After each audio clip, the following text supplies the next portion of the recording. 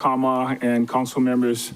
Today we are coming before you on behalf of the people of Maui County who continue to face the most severe housing crisis in our history. The urgency of this moment demands action, and we respectfully ask for your support of Bill 9. We are not here to divide our community. We are here to preserve our community. We've spent the past several months listening to voices on all sides, including supporters, opponents, community leaders, and the residents that are most directly impacted. We have taken all perspectives into thoughtful consideration. Likewise, our proposed amendments reflected in Bill 9 CD1 provide a reasonable amortization period of 3 years. We also acknowledge that some of these properties may wish to continue to operate as transit vacation rentals beyond that amortization period. These properties will be able to seek a change in zoning from apartment to hotel district to properly comply with land use regulations. I would also like to clarify that this bill does not apply to timeshare units and will not disrupt their ability to operate. We acknowledge and appreciate the thorough work of UHERO in producing their March 2025 report, which thoughtfully outlines the potential benefits and trade-offs of phasing out TVRs in apartment zone districts. But economic models, as valuable as they are, do not tell the full story. They cannot quantify the heartbreak of yet another local family forced to leave their homeland. They cannot calculate the loss when kupuna are separated from mo'opuna, or when cultural knowledge disappears because the next generation simply cannot afford to stay. They do not measure the cost of a teacher, a nurse, or a firefighter who leaves Maui for good because they couldn't find housing near where they serve. And they cannot predict what it means for our keiki to grow up without the hope of living in the only place they have ever called home. That is the true cost we are trying to prevent, and that is why this action is so critical. It's undeniable that our housing market is out of balance, and that short-term rentals under the Minatoya list have significantly contributed to that. We now see impacts on our communities that were not visible or widely understood 30, 20, or even 10 years ago. Maui County is not alone in confronting this issue. Around the world, TVRs are turning homes into tourist lodgings, displacing residents, inflating housing costs, and straining neighborhoods. In many cases, these investments place profit ahead of community, weakening our social fabric, overloading infrastructure, and contributing little to the services residents rely on. Recognizing these impacts, cities like Amsterdam, Florence, New York, and Honolulu have restricted TVRs to protect housing for residents. Maui County's Bill 9 aligns with this global shift to reclaim homes and restore balance between tourism and community viability. Specifically, Bill 9 proposes to transition transit vacation rentals in apartment districts to long-term residential use. This provides a clear and lawful path to restore neighborhood integrity, address our housing shortage, and realign land use policies with the values and intent of our community. Through careful review, we've identified 4 areas of concern associated with the proposed implementation of Bill 9. As we move forward, I want to acknowledge and respond to the concerns that have been raised around phasing out TVRs in apartment zones. Of course, the potential economic impact. The most significant concern raised is the potential economic impact. But the projected losses in UHERO's report are based on an assumption of inaction. Our administration is prepared to propose tax policy adjustments to offset revenue shortfalls, which Finance Director Martin will explain further today. Secondly, job displacement does not mean job destruction. As TVRs are phased out in apartment zones, many jobs will shift to the more than 8,000 legal TVRs that will continue to operate. Hotels also offer comparable employment opportunities, often with competitive wages and benefits. In alignment with our administration's goal to diversify Maui County's workforce and reduce our over-reliance on tourism, We are focusing on sustainable job growth across sectors such as education, agriculture, healthcare, and technology. One thing we have witnessed about tourism, it is resilient. Visitors continue to come and accommodations will simply shift to legal TVRs in properly zoned areas or hotels. Our limited housing impact. Some argue that TVR units are unsuitable for long-term housing due to size, cost, or management expenses. But the fact remains that many TVR owners and other Maui families continue living in these complexes today, proving their viability. High carrying costs are a symptom of TVR inflated market values. Returning these units to residential use can help rebalance prices over time. Owner intentions may vary, but public policy and strategic tax incentives can influence that behavior. Programs are available and can be developed to ease the transition for both owners and renters, which we will touch on today in our presentation. It's true that TVR visitors spend in local communities, but this spending has come at the cost of displacing the very residents who once supported those same businesses.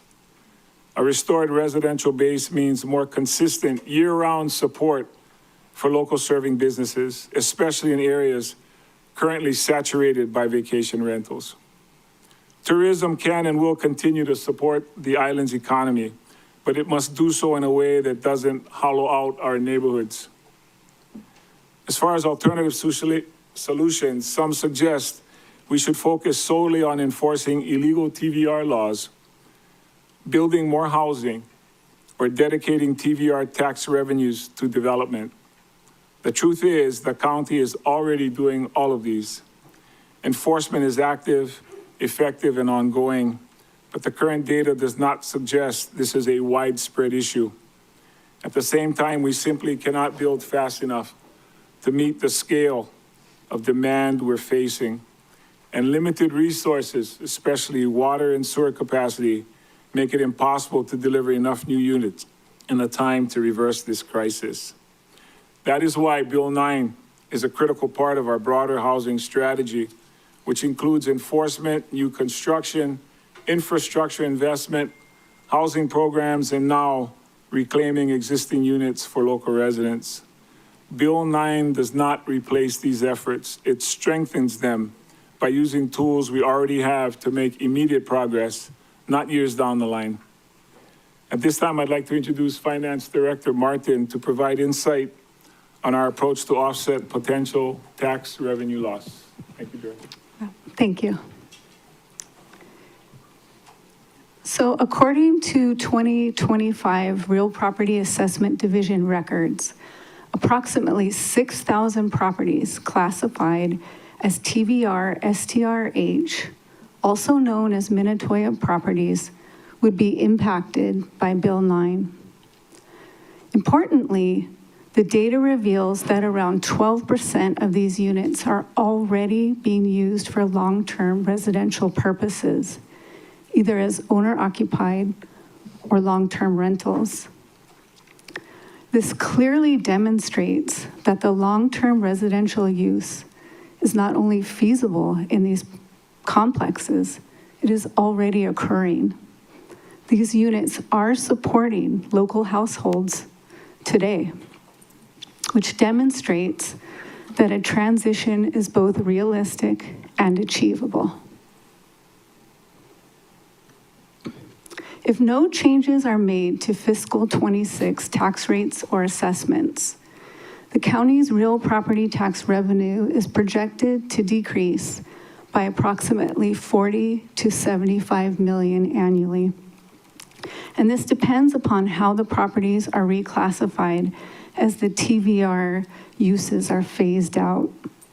A full transition of all units going to owner-occupied would result in a $75 million real property tax decrease. If all units went to non-owner-occupied, the reduction would be closer to 40 million. The department currently estimates an overall reduction of about 61 million, which is closely aligned with UHERO's independent projection of the same amount. And this is if the fiscal 26 tax rates remain unchanged. UHERO estimates that general excise and transient accommodation tax revenues together would decrease by approximately $15 million annually as a result of the phase out. So we estimate combined real property, general excise, and transient accommodation tax revenues would decrease by about $75 million. This impact would bring overall tax collections roughly in line with fiscal 24-25 levels. If no action were taken, the reduction could be reasonably absorbed within the existing budget, assuming stable assessments and no changes to real property tax rates. Alternatively, as previously noted, the shortfall could be offset through targeted tax adjustments. Either approach remains fiscally sound and viable. Real property tax rates and tiers are reviewed annually and can be adjusted to align with the county's fiscal priorities. For example, targeted increases in the non-owner occupied classification can serve as a policy tool to encourage all vacant or second homes to convert to long-term residential use.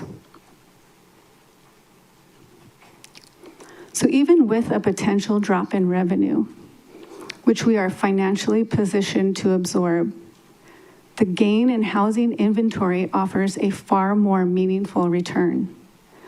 Stability for local households and a stronger foundation for our community. It is also important to note that over the past 5 years, the county has allocated $207 million to the Affordable Housing Fund. Although the charter requires a minimum of 3% of real property tax revenues to be dedicated to the fund, the county has consistently averaged closer to 8%, reflecting a strong and sustained commitment to addressing the housing crisis. A more balanced housing market could eventually reduce the need for such high allocations. Expanding housing inventory will strengthen the county's fiscal outlook over time. More occupied homes means more stable property tax revenue and fewer social and financial pressures tied to housing instability. Mahalo, and at this time, I would like to introduce Deputy Director of Planning, Lee List, to share her remarks. Thank you. I'm going to be touching upon today enforcement as an alternative. As we took this bill through the planning commissions, a commonly referred to alternative to Bill 9 was to increase vacation rental enforcement. The department understands that the public oftentimes sees many thousands of vacation rental advertisements online, which can of course be a concerning amount. However, under Mayor Bissen's leadership, on July 1st, 2023, the Department of Planning entered into a new contract for specialized vacation rental enforcement services through the vendor GovOS. This vendor software searches the internet, removes duplicative advertisements, and with the help of our dedicated zoning inspectors, verifies if individual advertisements are lawfully operating. And so from that contract, we saw that only about 30 enforcement cases for an illegal transient vacation rental was found. As of January 2025 of this year, we have only found one new transient vacation rental case. So continuous monitoring of transient vacation rental advertisements remains a high priority for the department, and it is working, but it has not led to a great deal of enforcement cases in actuality. Thank you. I'd now like to turn it over to Matt Jachowski, Executive Assistant to Mayor Bissen. All right. So I'm going to talk about a bunch of the data around housing affordability, home construction, and these rentals. So, you know, Bill 9 primarily is going to talk about bringing condos online for our residents, but the reason why we're even looking at condos is because the situation with our single family homes is so out of control for our residents. In 2024, single-family home sale prices were at all-time highs. This isn't just all-time highs, but inflation-adjusted all-time highs. In West Maui, in 2024, the median single-family home price was $1.9 million. That's more than 20 times what a family that lives in West Maui earns in a year. That's completely unaffordable to them. In South Maui, it's not much better, $1.6 million for the median sale price. But this is not new. This is not a phenomenon of the past few years. This has actually been going on for at least 25 years, and it's made housing unaffordable for an entire generation that lives here on Maui. We can see this by looking at real property tax data and look at how many sales every year going back to the 80s are affordable to our typical families here. What we see is that in the 80s and 90s, 50 to 70% of all of our home sales were affordable to our median family. That means my parents were able to afford a home here when they bought their home. But if we look in the past 25 years, we can see that number has plummeted. And it's been increasingly impossible for our families to afford to buy homes here, which is why so many of our families, younger families, currently live in the homes that their parents and their grandparents and beyond purchased. We can see that even as recently as the past 5 years, less than 10% of all home sales in Maui County are affordable to our median families. We talked about how affordability is worst in West Maui and South Maui. So let's look at that same graph, but also put the West Maui data up there. We can see that West Maui has always been less affordable than Maui County as a whole, but even in the 80s and 90s, it was still the case that 40 to almost 50% of all home sales were affordable to our local families.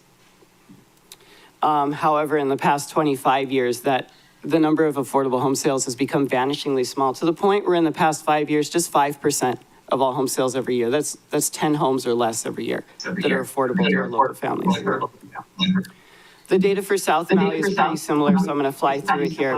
But we can see that in the past 5 years, just 4% of home sales are affordable to our typical families. So let's talk about the possible solutions. And the most popular solution that people like to propose as an alternative to Bill 9 is construction. And construction is indeed an important solution to pursue. But the reality is it's going to take so long that this is really just a solution for my grandchildren and maybe even my great-grandchildren. So again, we can go to real property tax data and look at home construction rates across the county going back to the 70s. We can see that in the 70s, 80s, 90s, and early 2000s, we were building 900 to 1,500 new homes per year on average. That was really growing our housing supply and really contributed to housing being affordable to our families. But we can see that's really plummeted in the past 15 years, and we're building at historically low rates here in Maui County. Now we need to zoom in on West Maui and South Maui again, where our housing crisis is worst. And we can see that really housing was high in the 70s and it's just dropped ever since then. To the point where in the past 15 years, we're building fewer than 90 new homes per year in West Maui and South Maui. On top of that, in addition to building extremely few homes in West Maui and South Maui, most of those homes do not end up housing our residents. So we can look at all those new homes that have been built in the past 15 years, and we can say, are you owner-occupied now, long-term rental, non-owner-occupied, so it's like a second home or a vacation home, or a short-term rental. And we find that just 40% of these new homes we've built in both West Maui and South Maui are currently housing our residents. That's so important, I'm going to say it again. In West Maui and South Maui, just 4 out of 10 of the new homes we're building house our residents. So Bill 9 proposes to phase out 6,000 transient vacation rentals and have them become resident housing.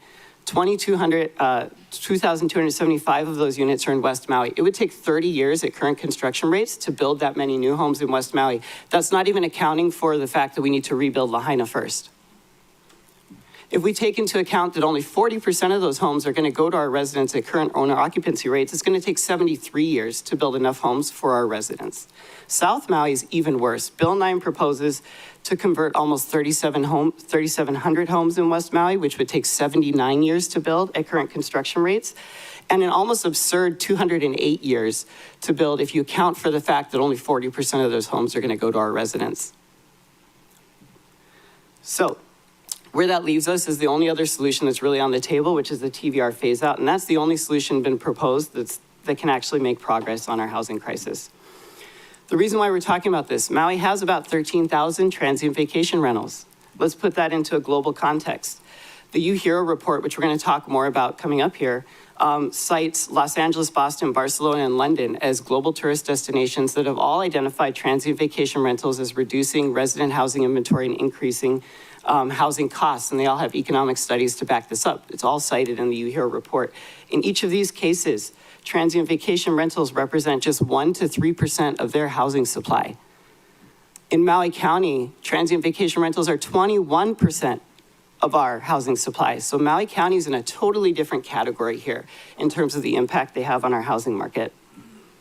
We can also look at how Maui stacks up against the other counties in our state. So here we don't have exact numbers of transient vacation rentals on every island, but what the State Department of Business, Economic Development and Tourism does is they scrape VRBO and Airbnb and the booking platforms and find how many actively listed vacation rentals there are on each island. They find that in Maui County, we have about 10,000 actively listed short-term rentals on a given day. That's about 14% of our housing supply. Just for comparison, the city and county of Honolulu, which is much larger, has many more housing units. They have fewer short-term vacation rentals, and those rentals only represent 2% of their housing market, right? So is there any good reason why Maui needs to be so, have so many more vacation rentals, both in absolute numbers and relative numbers than any other county? After we remove, if Bill 9 passes and we phase out about half of these short-term vacation rentals, Maui County goes from becoming the third largest county with the most vacation rentals to becoming the third largest county with the third most vacation rentals, right in line with the other counties. These units are located where the housing crisis is worst, and that's really important, right? Here's just a map of where all the units are. We all know they're in West Maui and South Maui predominantly. These units have a history of resident occupancy.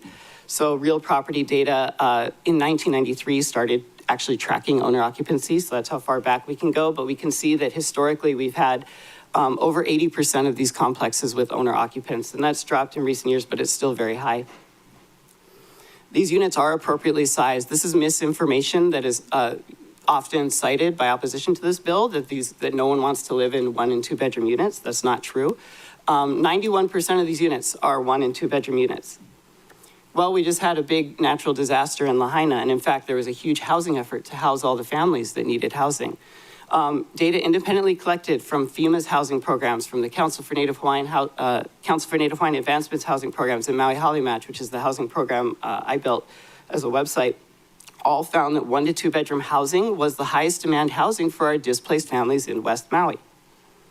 Furthermore, we can look at US Census Bureau data, the most recent American Community Survey. They find that 72% of all Maui households are 1 to 3 person households. These are perfect size households for 1 to 2 bedroom condo units. Okay, this is the big one. Bill 9 improves condo affordability. And we're gonna reference a lot of the UHERO report here, but before I go there, let's just set the baseline. Before Bill 9, condos are already the most affordable market rate housing on Maui. So we started off by talking about how unaffordable single family homes on Maui are. So I'm gonna show for West Maui specifically here, the blue bars are how many single family home sales were affordable every year. And the orange bar is the percentage of affordable condo sales every year. The important thing here is that the orange bars are all higher. Every single year, we have significantly more condo sales that are affordable to our families because condos are cheaper. And in particular, we need to look especially at the most recent years, where we can see that as early as 2000 and 2010, 40 to 50% of all condo sales were affordable to our families. Okay, here's the biggest takeaway from the UHERO report. This is a direct quote. We project that condo prices on Maui will decrease by 25% by 2027. Therefore, affordability would improve because prices decrease more than incomes. So they're saying that not only will these Bill 9 condos become significantly more affordable, but all condos on Maui will become significantly more affordable. Let's see how they break that out. They looked at the carrying cost of one of these Bill 9 condos, including mortgage, insurance, maintenance, HOA fees, and taxes. And they said pre-phase out, the carrying cost of one of these units is $5,800 per month. They're saying post phase out, that becomes $4,600 per month, right? So that's the impact of being able to use these units as a TVR. It inflates the prices by over $1,200 per month, or over 20%.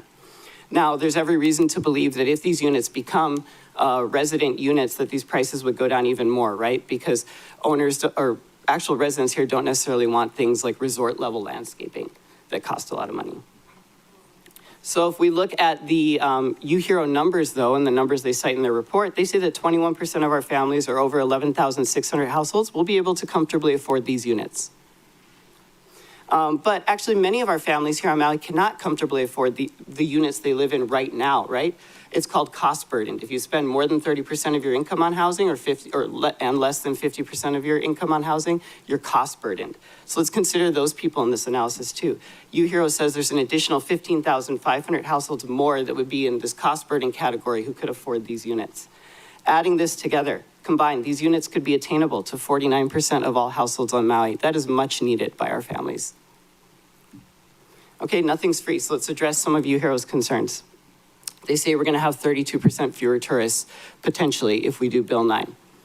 Let's talk about that in the context of the Maui Island Plan. I think you guys are all familiar with this. One of the main tenets of the Maui Island Plan is that we should be leaving our visitor to resident ratio at 1 to 3. On an average day, 1 visitor to every 3 residents. This isn't a number pulled out of air. This is actually from collecting feedback from residents for 5 years. 5 years of research, and this was adopted by the county in 2012. Well, let's see, where were we? 2023 pre-fire, we were at a 44% visitor to resident ratio. That's 1 visitor to every 2.3 residents. I would call that over-tourism. Post phase-out, if UHERO's prediction becomes correct, that ratio drops to 30% visitor to resident ratio, or 1 visitor, 3.3 residents, which is exactly where we're supposed to be according to the Maui Island Plan. They also talk about how total visitor spending will decrease by 15%. And the way they broke that out, they said the typical visitor spends $310 per day. That's split between lodging and non-lodging expenses. 174 of those dollars is on lodging. That's more than half. So 56% of this lost visitor spending will be on lodging revenue.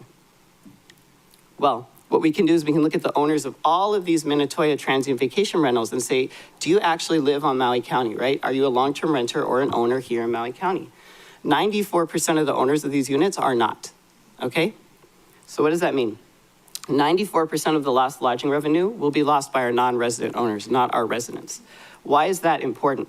That's important because, yes, they're going to pay some amount to their cleaners, but there's going to be a hefty booking fee taken by Airbnb or VRBO or whoever they're using. That's not going to stay here on Maui, and they're going to take a significant chunk of this money away from Maui with them. So this means much of this lost lodging money was never going to stay on Maui anyway. So UHERO is probably correct that we're going to lose, a significant amount of revenue, but we have to remember that not all that revenue was going to stay and circulate in our community in the first place. The very last point I want to talk about here is water. So there's 2 properties in apartment zone districts. They're like sister properties. One was built right before the Minatoya cutoff, so it's allowed to have TVRs. The other one was built right after the Minatoya cutoff, so it's not allowed to have TVRs. But otherwise, they look very similar, and they were developed by the same people, and they have the same mix of units. Property 1, which allows TVRs, 97% TVRs, their average unit uses 570 gallons of water per day. Property 2, which is 74% non-owners and 26% residents, uses an average of 128 gallons per day. Now, we can't do a naive comparison of these 2 numbers because non-owners aren't here all the time. But if we take that into account, what we find is that TVRs in these 2 complexes use 60 to 120% more water than our resident condos use across the course of a year. Why is that important? That's important because literally the lack of water is blocking new housing from being developed. I think we all know, for example, about the Pulelehua project in West Maui, which cannot move forward because there's not enough water. So what does this mean? If we were to convert 6,000 of these TVRs into resident housing, we wouldn't just get 6,000 new resident homes, but we would free up excess water for 3,600 to 7,200 additional resident homes. So in summary, right, Maui desperately needs more resident housing, and the TVR phase-out is the only solution on the table that accelerates this housing by decades. Mahalo.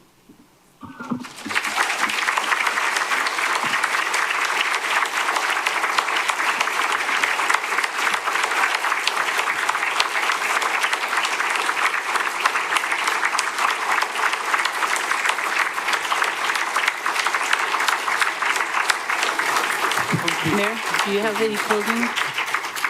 Mahalo to all of our presenters. As mayor, my responsibility is always to put the greater good of our people first. Housing is not a speculative asset. It is a basic human need. And when the balance is tipped so far that our residents become outsiders in their own neighborhoods, we have a moral obligation to act.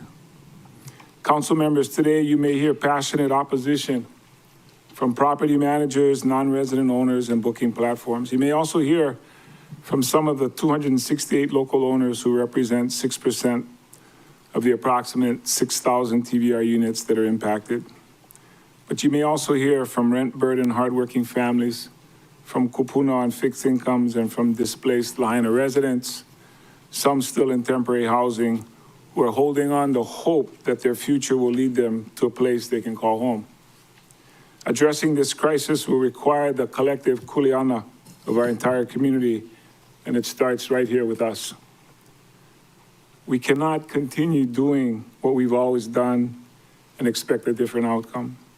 The status quo is failing our people, and this housing crisis demands bold, decisive, and forward-thinking action. As leaders, we are not just observers of the future, we are shapers of it. So I ask, what is the value of keeping our people here in the only home they've ever known? Now, while Maui County may be financially sound and well-resourced, can we truly say we are thriving as a community if our own people, our ohana, our kupuna, and our keiki are being priced out of their own community? Even the chance to give our people hope is worth more than preserving a system that has pushed them to the margins.